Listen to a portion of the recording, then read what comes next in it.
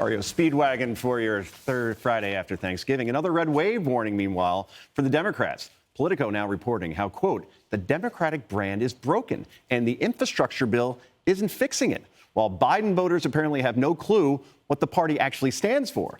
And don't count on the president to bail them out in 2022. A new poll reveals his approval rating at an all-time low within his own party.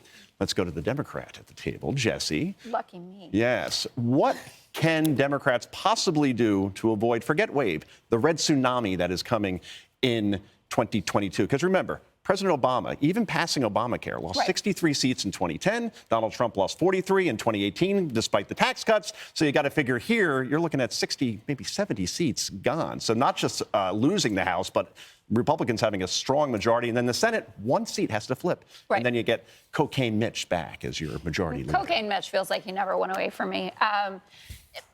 History is a very good predictor of what's to happen, and that's why it's been so important that Democrats get through these big pieces of legislation.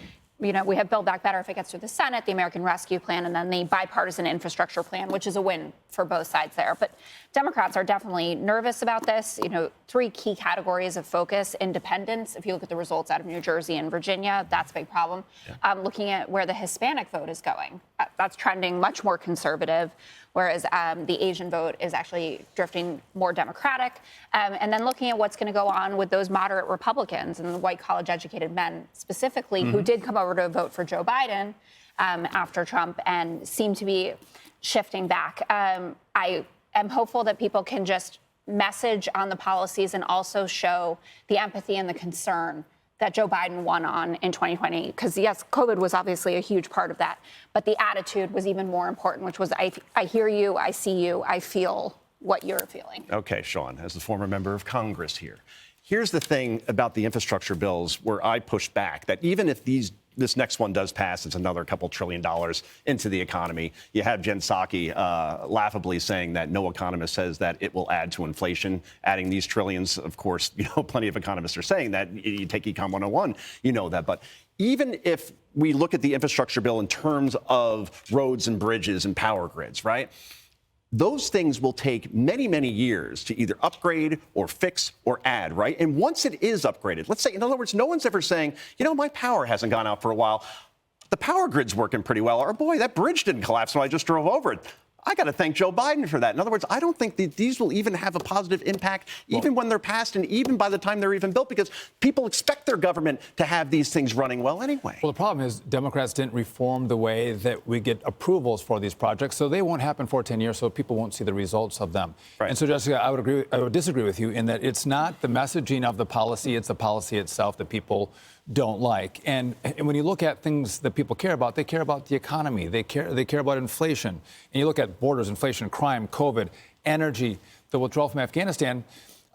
Democrats have nothing to run on. And when you look at what Joe Biden focuses on, which is the weather, and he's also focusing on race, those don't even hit the list of things that people care about. And so if you want to get elected, actually listen to people. What do you care about? What do I need to fix? And the policies are going to make inflation much worse, which is going to make the election results in a year from now that much harder for Democrats. It is amazing, isn't it, Dagan, that the president, within his own party, only 36% of Democrats want him to run again in 2024. You never saw that with any previous presidents before, I don't think, at least in my lifetime anyway. 64% of the country overall doesn't want Joe Biden to run again. So my question is, who's the ticket? Because your plan B is Kamala Harris, and she's at 28% approval. So that's out. I don't think Andrew Cuomo's available, and I'm pretty sure they're not going to put up Gavin Newsom. So were we looking at Democratic nominee Pete Buttigieg, transportation secretary, who's doing such a fine job with the supply chain crisis? I don't even know what I'm eating for dinner. So let me, and I will caution. So before we get to the next presidential election, the midterms are a long way away. And the Republicans are in the situation they are right now, not because of anything that they've done. It's only mistakes that the Democrats have made over and over again since they took power. But between now and next year, be very careful, because the Democrats are desperate. They see that window closing, and they will clearly lie, and they're willing to lose power in the House and the Senate. They don't care. The goal is to push through this giant welfare monstrosity. Losing power is temporary, but those programs in that bill, they're forever, and that's what's frightening. That's the thing, Joey, right? Once you give somebody something for free, it's impossible to take it away. We see that with Obamacare. So maybe that's the goal here. They'll take the losses if they could get the long-term programs in place that they know Republicans will look evil for taking away. There are things in place like Nancy Pelosi's legacy probably that are motivators, but it's real simple. The day after this last election, the word was, hey, Republicans are going to get the House. It's because of the map. It's because it's a census year. We've redistricted. We've moved seats over. We've got Wesley Hunt in Texas. We'll pick up a brand new seat there in Texas. And the map favors Republicans tremendously. I don't think that this is about what Republicans are going to do to win the House. I think it's what Democrats have done to lose it.